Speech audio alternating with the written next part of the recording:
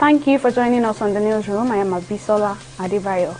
Presidential spokesperson Garba Shewa said President Muhammadu Buhari is not legally bound to publicly declare his decision on the 2021 Amendment Electoral Act sent to him for assent a month ago. The bill transmitted from the National Assembly to the State House on November 19 exceeded its 30-day window for the president to sign or withhold his assent to it on Sunday.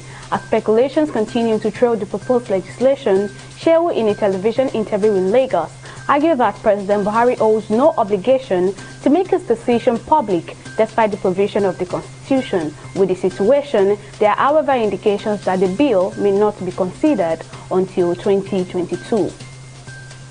The first commander of the Multinational Joint Task Force, MNJTF, Major General Abdul Khalifa Ibrahim, has met with the President of Niger Republic, Mohamed Bazoum, and the country's Chief of Defense Staff, Major General Salifu Modi.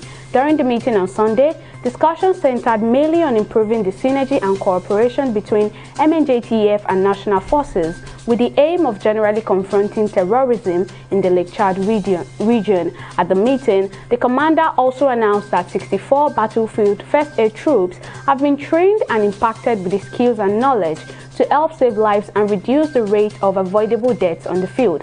On his part, President Bazoum reiterated his total commitment to support the force to achieve its mandate.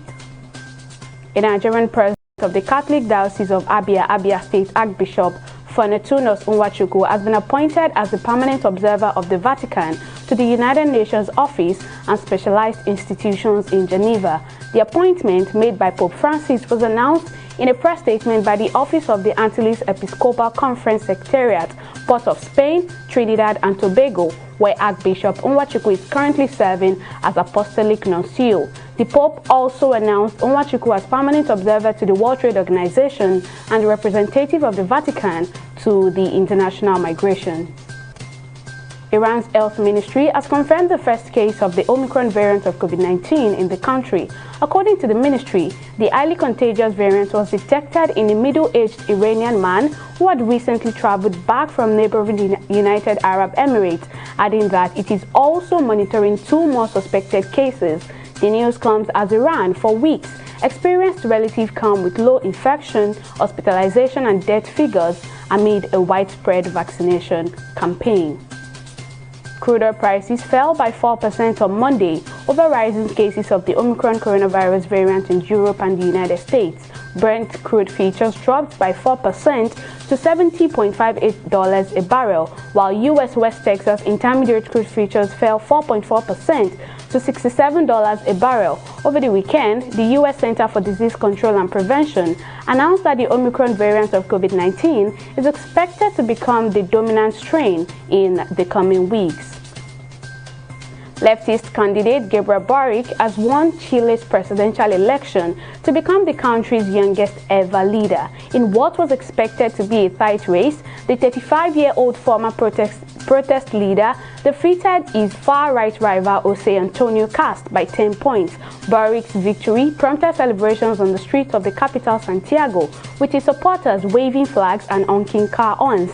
In a speech, the president-elect announced that he will be taking on the job with humility and a tremendous sense of responsibility, vowing to firmly fight against the privileges of a few. And in sports, defending champions of the Nigeria Professional Football League (NPFL), Akwa United, have kicked off their title defense campaign with an impressive 3-0 victory over Kano Pillars in Uyo.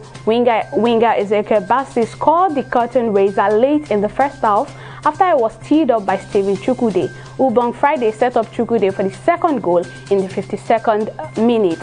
Friday added a third goal deep into stoppage time following an assist from John Lazarus. Well, that's all on the newsroom at this time. Do join us at the top of the hour for more updates. I am Abisola Adebayo.